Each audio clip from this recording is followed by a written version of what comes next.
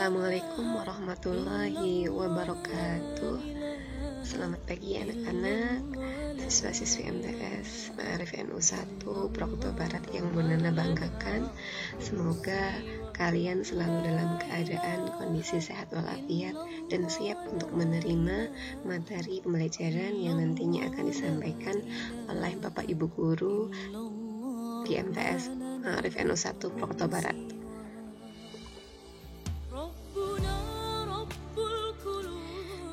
Baik, kali ini materi yang akan disampaikan ialah tentang alur perjalanan para pedagang Arab di Indonesia, mata pelajaran Sejarah Kebudayaan Islam kelas 9 semester Ganjil pertemuan yang kedua. Mari kita simak pada slide yang pertama ialah alur perjalanan para pedagang Arab di Indonesia. Sejak awal Masehi sudah ada rute-rute pelayaran dan perdagangan antara kepulauan Indonesia dengan berbagai daerah di daratan Asia Tenggara. Wilayah Barat Nusantara dan sekitar Malaka sejak masa kuno merupakan wilayah yang menjadi titik perhatian karena hasil bumi yang dijual menarik bagi para pedagang dan menjadi daerah lintasan penting antara Cina dan India. Sementara itu, pala dan cengkeh yang berasal dari Maluku dipasarkan di Jawa dan Sumatera untuk kemudian dijual kepada para pedagang asing, sehingga pelabuhan-pelabuhan penting di Sumatera dan Jawa antara abad ke-1 sampai ke-7 Masehi sering disinggahi para pedagang asing seperti Lamuri, Barus dan Palembang di Sumatera, Sunda Kelapa dan Gresik di Jawa. Bersamaan dengan itu, datang pula para pedagang yang berasal dari Timur Tengah. Mereka tidak hanya membeli dan menjualkan barang dagangan, akan tetapi mereka juga ada yang berupaya menyebarkan ajaran agama Islam. Dengan demikian, agama Islam telah ada di Indonesia ini bersamaan dengan kehadiran para pedagang Arab. Islam secara akomodatif, akulturasi dan sinkretis atau lambang-lambang budaya merasuk dan punya pengaruh di Arab, Persia, India dan Cina. Melalui perdagangan Islam masuk ke kawasan Indonesia.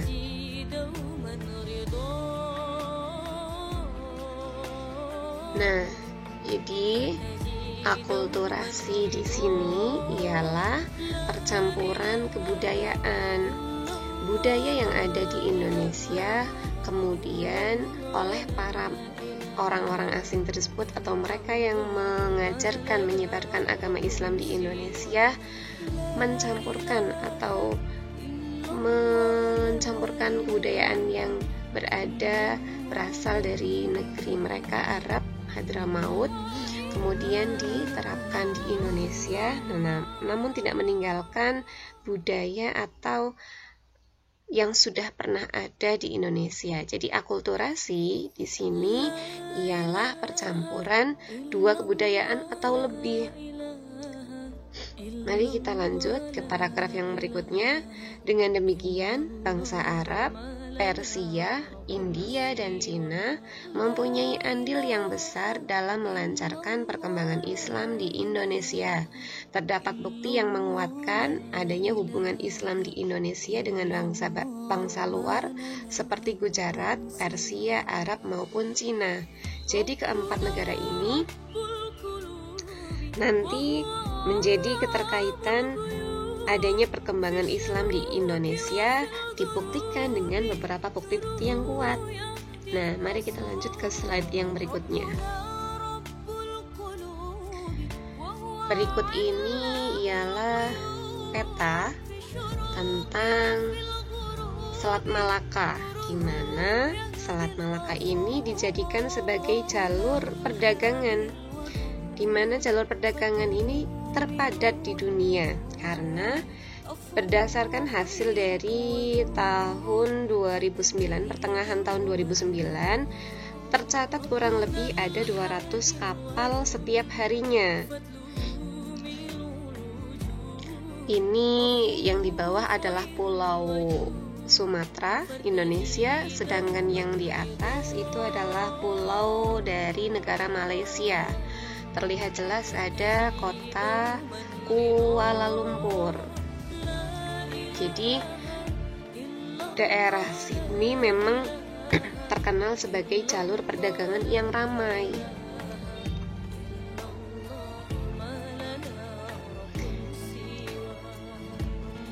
Selanjutnya ialah bukti keterkaitan antara Islam di Indonesia dengan Islam di 4 negara yang mempengaruhi.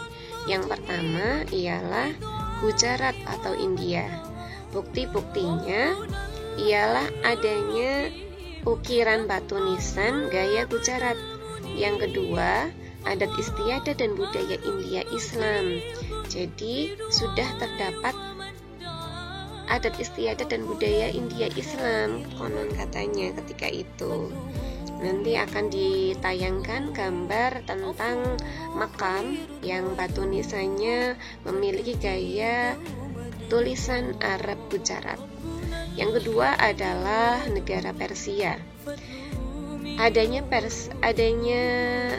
bukti-bukti yang menguatkan bahwa Persia ini menjadi salah satu yang menyebarkan agama Islam di Indonesia karena satu, gelar syah bagi raja-raja di Indonesia. Ini adalah sebutan khas di negara Persia, tetapi di negara Indonesia sudah terdapat sebutan syah bagi raja-raja di Indonesia. Yang kedua adalah pengaruh aliran Wahdatul Wujud, Syekh Siti Jenar. Yang ketiga ialah pengaruh mazhab Syiah, Tabut Hasan dan Husain.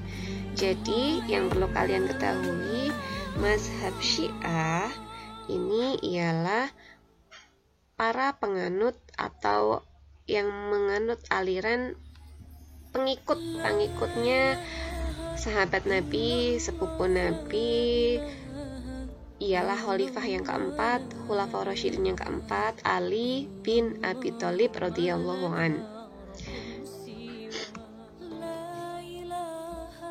Nah, ini yang sudah disebut tadi bahwa yang di atas adalah makam dari kerajaan di kompleks di Pasai, Aceh Utara, di mana ia adalah makam dari Ratu Nahrasiyah di Pasai, Aceh Utara. Sedangkan yang di bawah ini adalah makam dari seorang tokoh di Gujarat bersama dengan istrinya di Cambai, India. Ialah makam Umar Al-Kaziruni dan istrinya. Nah, di batu nisannya itu tercatat tulisan Arab yang bergaya Gujarat. Tulisan bentuk desainnya ini ada tertulis tulisan Bismillah dengan hot kufik. Kurang jelas ini gambarnya, akan tetapi ini adalah salah satu makam di Aceh yang dulu sempat ditemukan, dan ini menjadi bukti bahwa ia adalah salah satu bukti masuknya Islam di Indonesia ketika itu, yang berasal dari arah atau negara Gujarat, India. Selanjutnya ialah negara Arab, di mana menurut Al-Masmudi pada tahun 916 Masehi telah berjumpa komunitas Arab dari Oman, Hadramaut, Basrah, dan Bahrain untuk menyebarkan agama Islam di lingkungannya, yakni lingkungan di sekitar Sumatera, Jawa, dan Malaka. Kemudian yang kedua ialah munculnya nama kampung Arab dan tradisi Arab di lingkungan masyarakat yang banyak mengenalkan ajaran agama Islam.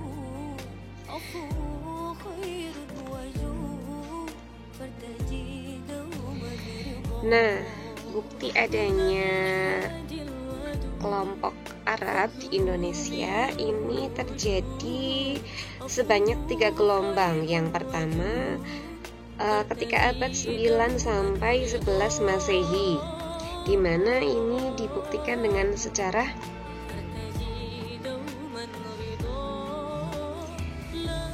bukti adanya Arab masuk ke Indonesia ini pada abad ke-9 sampai 11 Masehi dibuktikannya dengan munculnya kerajaan Perlak di Aceh. Namun kerajaan Perlak di Aceh ini masih terdapat simpang siur pendapat. Dan mari kita jadikan ini sebagai referensi. Yang kedua ialah pada abad ke-12 hingga 15 Masehi, di mana di abad ke-itu Wali Songo, para wali-wali 9 telah menyebarkan Islam di negara Indonesia. Dan yang ketiga ialah pada abad ke-17 hingga 19 Masehi, di mana di sini dibuktikan para Alawiyin yang berdagang di Nusantara. Para Alawiyin ini terkenal dengan sebutan Al-Atas, As-Segaf, Al-Jufri, Al-Aidrus, Al-Shihab, Sahab, Al-Haddad, dan Habsyi. Nah, yang perlu kita ketahui, orang-orang Arab ini sebetulnya sudah banyak sekali yang melebur ke Indonesia, berasimilasi. Karena apa? Orang-orang Arab menikah dengan wanita-wanita pribumi, berasimilasi, sehingga mereka melebur. Tujuannya apa menikah dengan orang-orang pribumi? Agar supaya misi mereka menyebarkan agama Islam ini semakin cepat, lebih cepat, berjuang di jalan Allah, menyebarkan kebaikan. Namun keberadaan mereka, khususnya pada gelombang yang pertama dan kedua, yakni abad ke-9 hingga 11 Masehi dan abad ke-12 hingga 15 Masehi ini, mereka tidak diketahui keberadaannya karena sudah melebur dengan orang atau wanita-wanita pribumi, sehingga keturunan mereka yang semakin banyak dan komunitas mereka yang waktu itu terbilang cukup banyak, susah untuk diselidiki mana saja yang berasal dari negara Arab atau Hadramaut dan lain sebagainya.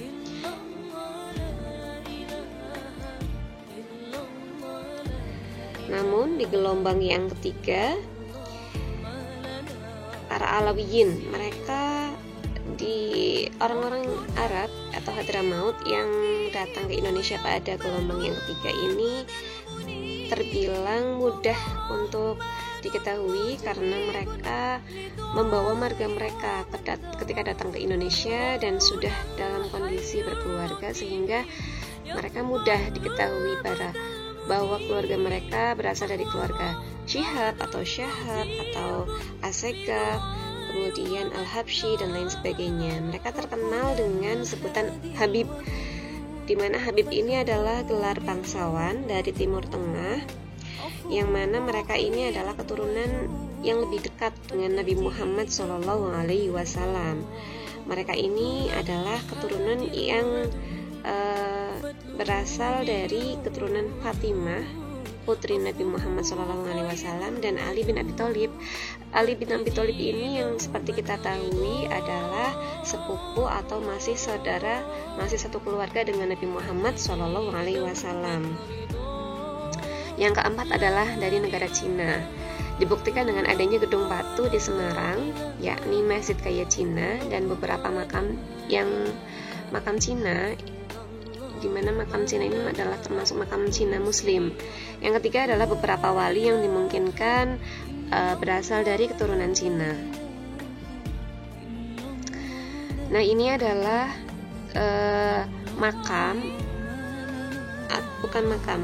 masjid yang bergaya Cina, yakni gedung batu di Semarang.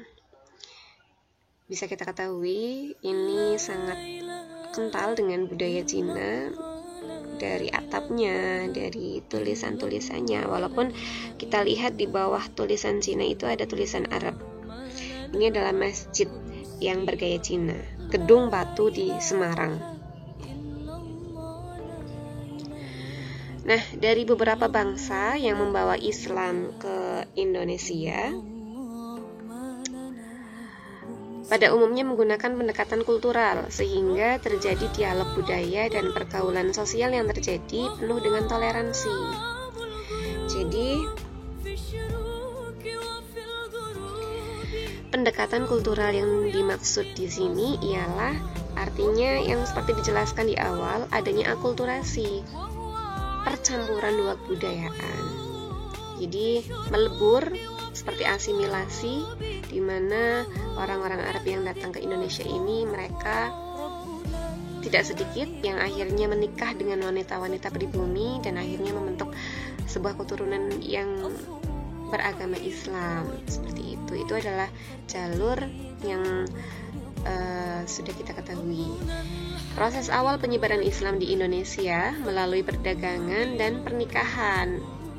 Dengan menunggu angin muson 6 bulan, pedagang mengadakan pernikahan dengan penduduk asli. Dari pernikahan itulah terjadi interaksi sosial yang menghantarkan Islam berkembang menjadi sebuah masyarakat Islam. Pembentukan masyarakat Islam dari tingkat bawah, dari rakyat lapisan bawah, kemudian berpengaruh ke kaum birokrat yang akhirnya nantinya pun muncul berbagai kerajaan Islam di Indonesia.